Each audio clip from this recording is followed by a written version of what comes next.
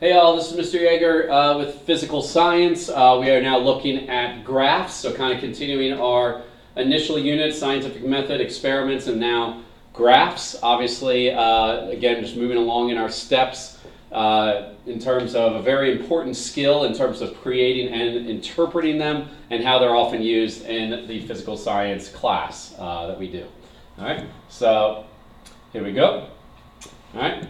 So graphs themselves, again, is basically a visual display of information. Again, it kind of shows what is occurring between two variables. So in this one, we have basically distance versus time. And the idea is after so much time, we're seeing how there's a change in distance occurring as they're moving along. So, I mean, that's basically it. You're looking at, again, going, okay, at one point in time, get my pen here. At this point in time, the person has now moved this far. Again, we don't have any numbers, so we can't really say. As the time progresses, they get a little bit farther, but at some certain time, t, I'll call it, they start heading back to where they started, back to 0. Okay? So again, it's just trying to show what is happening between two variables there. Okay? On the x-axis of all graphs, we put the independent variable. Okay, on the x-axis, we always put the independent variable. All right, this is going to be important because you could get a graph and it could be asking what's the independent dependent variable. So the independent variable always shows up on the x-axis. Okay, that's the one that you have to think that you're following the x-axis and then going, what's happening to the y? Okay, is the way to kind of think about that some. All right. On the y-axis, that's where you have the dependent variable. So again, that means we got the dependent variable on the y-axis always, independent variable on the x-axis. So you can see how an experiment has been done just by looking at the graph that they made. You can go, oh, they made distance dependent, time independent, and trying to understand the type of experiment done. Okay. So the thing is, there are different types of graphs out there. There's line, bar, and circle graphs. It all depends on how you want to show the information. So we're going to get moving on with that. Okay. Again, they always make it easier to analyze the data. The big thing is we like to see how they detect patterns. Okay. That's going to be the primary type of question that you will get on a test. You might have no idea what they're talking about on the graph, but if they just look at it and go, what do I see in terms of a pattern? I can sit there and be like, oh, the line's going up. What does that mean? Look at the axes and go, well, as this increases, this increases. Oh, the line goes down. As this increases, this decreases. So we're trying to find very simple patterns of whether things increase or decrease together, or whether one increases and one decreases. Based on that, based on your data, as we said back in scientific method, you can make a conclusion based on that graph. Okay. So for line graphs, the big thing, line graphs are easily the most popular graphs in science. I mean, if you're going to run into graphs, it's going to be a line graph. We are looking how one variable changes with another variable on a line graph. We're looking how the dependent changes due to the independent. All right? So we're looking, like, line graphs are the easiest to see a trend occur because you basically just put your finger on the line and follow along with the line. You go, oh, okay, it's increasing. All right. As time goes by, substance A heats up to about 15 minutes, then it stays the same temperature for whatever reason. B seems to heat up the most over this period of time. So we're looking for a change that occurs between two variables when we're using a line graph. That's the key for line. All right. Now, it says it's often shown over time. That's not an always, okay? Let me just tell you, time can be on the y-axis. I've heard people tell me that math teachers tell them that time has to show up on the x-axis. I'm sure that's not true, all right? So the thing is, yes, time is very popular to be on the x-axis, but it doesn't have to be. We could have, I mean, you could basically be looking at, you know, I mean, how something, even though I think it would be odd to do it this way, but how something is growing, look at the growing, and then see what time it is, kind of taking the experiment backwards. But there is no rule that time has to be on the x-axis. All right. Oh, sorry. The other thing with line graphs that's always nice is you can obviously show you can show multiple lines as shown on that prior one. We could show multiple different substances changing over the same variables. So then we can kind of go, hey, substance B changed the most, substance A changed the least, et cetera, et cetera. So that's another positive about line graphs is you can get more than one event, more than one set of data. Bar graphs is mainly used when you're trying to count something, okay? When you're comparing information by counting. And it's because, you know, the bars are very nice and you can compare, but you're really just comparing numbers in between them. There's not really necessarily a trend that can develop. I mean, there are trends that can develop, but that's not the purpose of a bar graph to see a trend. The line graph is supposed to see a trend. This one, again, is just another way to show counting numbers and trying to line them up together, set them up together. Okay, so here's an example of a bar graph, all right? And so, again, this just shows the number of students, how many classrooms there are with this number of students. So, again, just something being counted, all right? It is true that we still label the axes for these because it's still on a coordinate plane. So y-axis is still the dependent, x-axis is the independent. So I mean, again, you could still design the experiment and see what's done. But again, bar graph is more about counting, okay? Line graph, seeing a trend, a change occur between two numbers, not necessarily counting, okay? So there's nothing special there.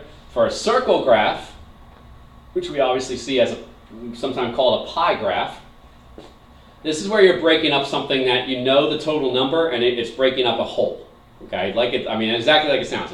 It's a pie pizza, you're breaking that pizza into multiple parts, you know. So this is just a nice visual, all graphs are visual, where you're trying to say, hey, I can see this percentage. A lot of times, as it says down here, we represent these pieces of the pie as percentages, and that tells me then how much of the total is taken by this particular part, okay? So circle is breaking things into percentages, breaking a whole into pieces. So this one right here is showing you how many homes, the percentage of homes that use different types of heating fuel. You can see the most would be gas. A lot of times I feel like if they do ask a question, they like you to rank these. So we'd say gas is the most, steam is next, electric and coal are equal, and then other is the smallest.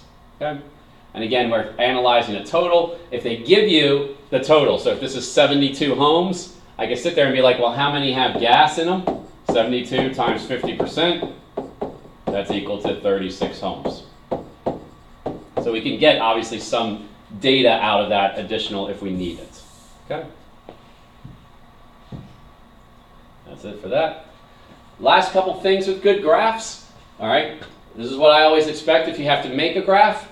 It's always y-axis versus x-axis. The title is always what's on the y-axis versus the x-axis. So sometimes I tell everybody it's always dependent variable versus independent variable. We do not get creative with our titles of graphs. All right? I know sometimes back in biology you kind of are able to like just create a clever name or a clever title. We're not clever with our graphs anymore in physics or chemistry. It's always dependent versus independent. Distance versus time. Plant growth versus sunlight, amount of sunlight, et cetera, et cetera. Okay? We always should label our axes with units. Okay, that's a clear. Draw neatly. Again, that's mainly just use the appropriate space. Don't make it really tiny where I can't see anything. So use the space, make it look nice, erase if you need to, and then redraw, et cetera, et cetera. Usually the most difficult one for people is scaling, but I'm always trying to tell everybody, make it as simple as possible. Scaling's not that difficult. Everybody's sitting there counting every single box up on a piece of graph paper and going, oh, I have to divide it by 32. That's a difficult number to divide by, all right? Usually what I tell everybody is basically count by ones, fives, whole numbers. 1, 2, 3, 4, 5, 6, 7, 8, 9, 10. 15, 20, 30, 40, etc. Like make it easy, even with decimals. 0.1, 0.2, 0.3, 0.2, 0.4, 0.6, 0.8. There's no reason to get into complicated scales where you're trying to be like 1.2, 2.4, 3.6. People mess that up all the time, okay? Unnecessary. So it's always should just be something very simple. The other big mistake people make is, let's say I have a data table. I'm going to make something really simple here. Let's just say, you know, we'll do time and distance as well. Time, distance. And let's say time we're just counting by minutes. So 1 minute, 2 minutes, 3 minutes, 4 minutes, 5 minutes. That's an easy axis to do. We would just do 1, 2, 3, 4, 5. Nothing too special there, okay? But let's say distance, for instance, is something like 11, 26, 34, and 47. All right? And now you're sitting there going, what should I do on that scale? The worst thing, obviously, which I'm like, oh my gosh, please never do this, is to be like 11, 26, 34, 47. That's absolutely terrible. All right? The easiest way, like a lot of people will sit there and be like, well, let me divide up 47 by 5. Well, good luck. 47 divided by 5 is what, 9.4? You want to count by 9.4? Enjoy yourself.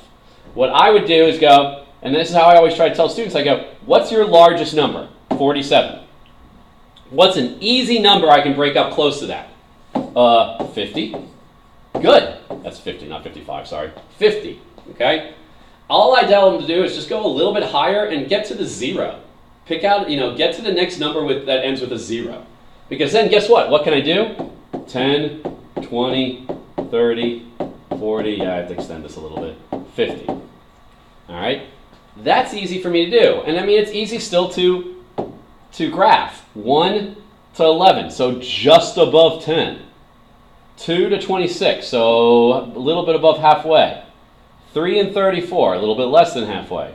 4 and, sorry, I didn't even get that far. I didn't get to 5. 4 and 47, that would be close to 50. There I go. Now I can see a little bit of a trend there. Maybe I draw a best fit line, and I can see as time increases, distance increases, and I can create a graph to possibly relate to that. Okay? So pick something easy. Please don't make these things complicated. They are not in the end. Graphing questions are usually the most straightforward because, again, you don't even need to know what the data means, and you can interpret what's going on. The last thing is the other most common question, well, the most common question, is trying to realize what's the relationship on the graph. All right? And there's two types of relationships. We have direct relationships and inverse relationships. Direct basically means that as one variable increases, the other increases as well. Vice versa, as one decreases, the other decreases as well. In other words, they both do the same thing. Okay? As one changes, the other one will have the same type of change. Maybe not proportionally, maybe not exactly proportionally, but we should see one increase, one increase, one decrease, one decrease. So we can see that in this graph right here. All right? As ages and years increases, the general trend is that number of teens using cell phones goes up.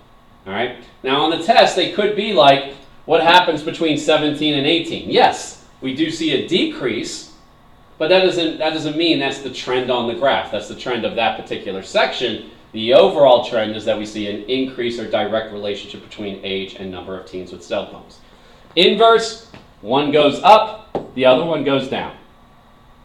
Okay? So on this one, we're seeing as pressure increases, volume decreases. Basically, it's like I'm pushing something closer and closer together.